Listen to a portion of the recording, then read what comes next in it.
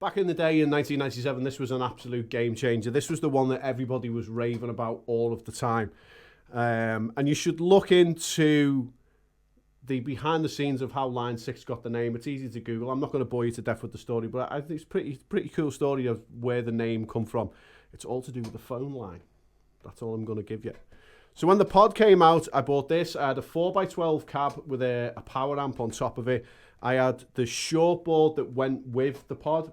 That had a habit of burning out and being very unpredictable and just stopped working. I don't think back then it was as robust as it should have been. I then had the longboard, which had the 2 foot pedals on it, and that decided to throw its hand in as well. But for 25 years, this has still fired up and it still sounded pretty good. There is a video that I put up yesterday, which has got this in action against the backing track. You can kind of hear it in all of its fizzy, over-distorted, over-delayed, over-reverbed, typical Johnny style patch glory. And I thought it was pretty cool that when I did fire it up, all of the 4 presets that I used to gig with were still stored in it and still ready to go where I left it the last time, which would have been easily 2001, maybe, was the last time that this was fired up in anger. So a couple of things as well is that the leads that are with it are also from way back when. Going full old school. And this is a 1997 Japanese Fender Strat. So without further ado, let's go to patch number 1. The Tweed Blues.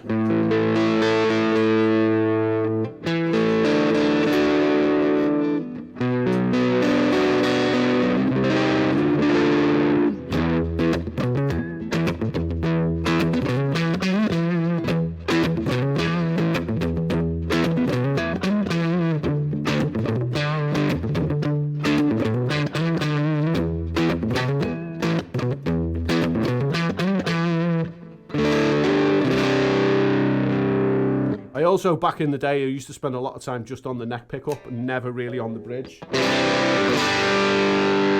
it was quite harsh. I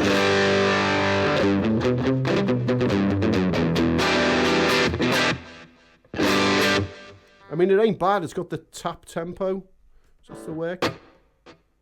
It does.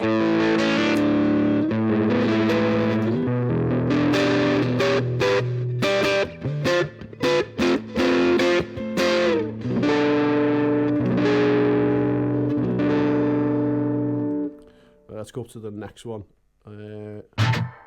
So this was a rhythm patch, and this was actually the rectifier model. I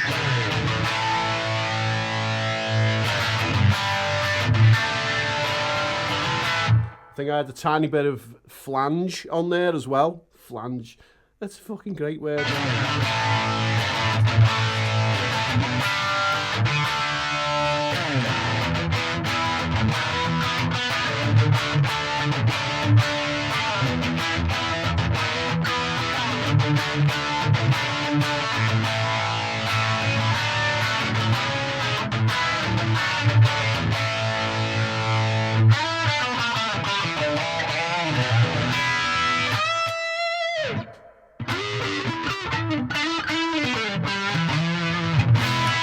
I will say, people talk about feel all the time with modelers. There's no feel in this whatsoever compared to the Helix. Helix is just a totally different kettle of fish altogether.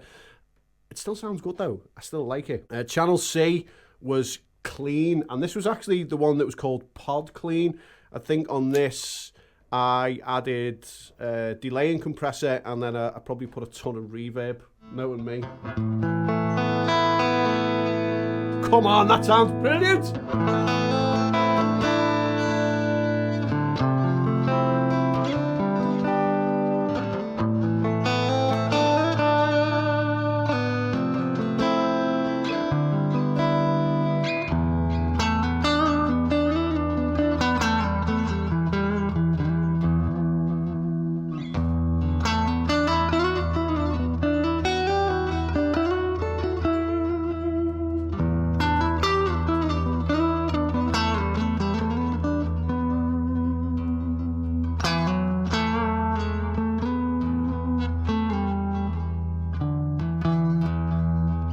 sounds. I like it. Probably a little bit too much delay on there, I think, for strummy stuff.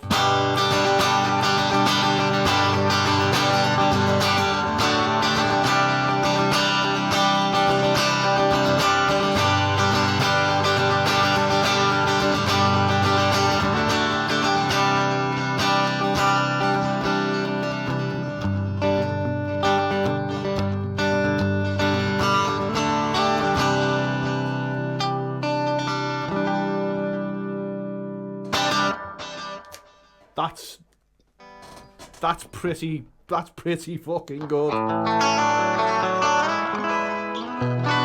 So I think, you know, we're probably all in agreement now that the distortion stuff is probably not fantastic, but it was early days. You know, this was a game changer when this came out, and a lot of guitarists, me included, kind of lost their mind completely when this come out because it was fucking so good. It was so good. Final one. This was, again, it was the rectified, but I threw like a shit ton of delay and, did I put delay and compressor on it? No, it was just delay and reverb, I think, on this. Or was it delay and chorus? Might have been delay and chorus. With a load of reverb, and most of my patches in the Helix are exactly the same. They are over-compressed, full of delay, but, you know, it is what it is. You can already hear how quiet that's gone.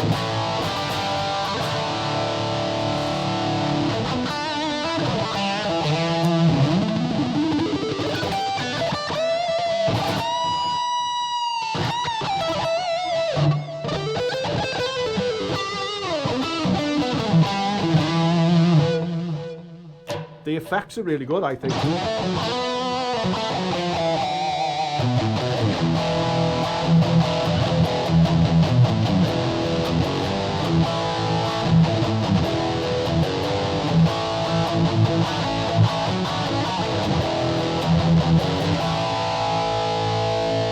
Back in the day, this actually went straight into a 4x12 cab.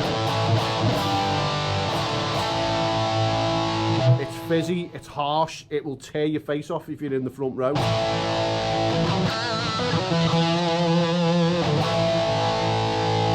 But from what I remember back then, I think I had it dialed in for that 4x12 cab, just completely perfect.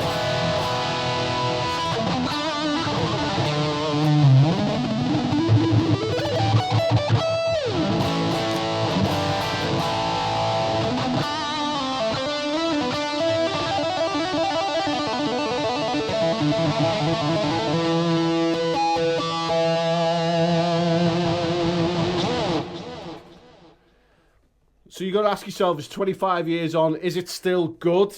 It's probably doing far better than what I'm doing physically. If you look at the pictures in the beginning of me in 97, let's put that in again now, to what's happening here, I think this is definitely holding up better than I am. All right, so it's just a quick one. You can find these all over eBay for probably around about 50 English pounds, US dollars, I don't know what that is, maybe $75 or whatever. And it's well worth having one, maybe just for the retro feel. It could even be wall art. I've used it a couple of times over the past day or so, just kind of readjusting how I'm playing.